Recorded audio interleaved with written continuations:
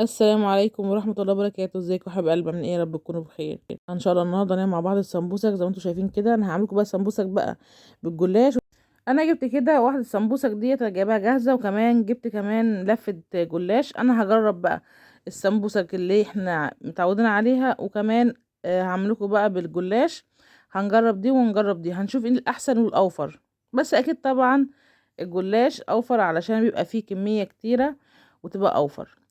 لفه الجلاش انا جايباها ب10 جنيه زي ما انتم شايفين كده. هقطعها على شكل كده السمبوسك كده، نفس الطول ونفس الحجم بتاعها كده. انا هجربكم دي هجرب دي. انا جايبه كده لفه السمبوسك دي ب20 جنيه زي ما انتم شايفين كده يا حبيب قلبي. كده قطعت كده الجلاش كده سوا واحد، والباقي دوت اللي انا بقطعه ده مش هرميه طبعا، لما اجي اعمل بقى حلويات ولا اي حاجه ابقى احطه في النص. فتحت كده بقى السمبوسك اللي احنا جبناها. احنا بقى هنجرب مع بعض نشوف الانهي الاحسن بقى. تمام. انا خلاص كده سويت كده كل الجلاش، وطلعت كده طبق اللحمه مع السجق اللي احنا كنا معصجينه مع بعض، احنا فرزناه مع بعض. وجبت كده 4 معالق كده من الدقيق، وكم معلقه ميه كده عليها عشان ايه نقفل بيها السمبوسك والجلاش.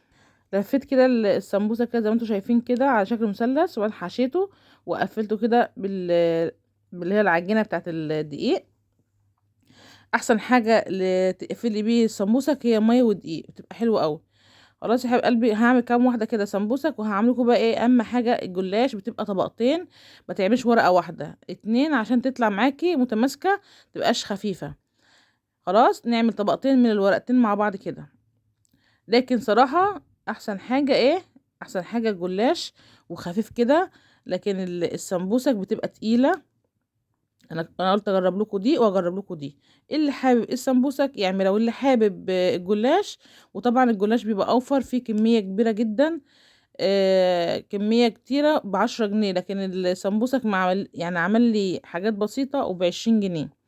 خلاص. دي طبق سمبوسك ودي طبق جلاش، طبعا فيه كميه تانية لسه هكملها.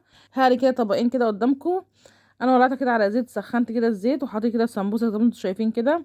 انا هقلي بقى السمبوسك، وهقلي كده ايه طبق كده من الجلاش، وهقول لكم بقى ايه الفرق من ده وفرق من ده. خلاص يا حبيب قلبي، كده زي ما انتم شايفين كده ما بياخدش ثواني على النار. اهم حاجه على نار وسط عشان ما يتحرقش منكم. خلاص انا هخلص بقى كده زي ما انتم شايفين كده كل الكميه بالطريقه دي. بس اهم حاجه نار وسط، بلاش تعلوا. علوا بس الاول تسخنوا الزيت، وبعد كده وطوا. نطلع كده السمبوسك على ورق مناديل يصفي كل الزيت. خلاص كده يا حبيب قلبي، كده بعد صفيته كده من الزيت. اللي على اليمين دوت اللي هو السمبوسك زي ما انتم شايفين كده طري خالص. اما الجلاش بيبقى مقرمش وطعمه حلو قوي وخفيف. لكن السمبوسك تقيله جدا. خليكي في الجلاش اوفر لك واحسن لك وطعمه احلى وخفيف، وكمان بيدي قرمشه. لكن السمبوسك بتطرى خالص بعد ما بتبرد. اما الجلاش بيضل مقرمش. لو عجبكم بقى يا حبيب قلبي السمبوسك بتاعته، متنسوش تشتركوا في القناه وفعلوا الجرس علشان يوصلك كل جديد. واحلى لايك كده يا احلى اخوات في الدنيا. والسلام عليكم ورحمه الله وبركاته.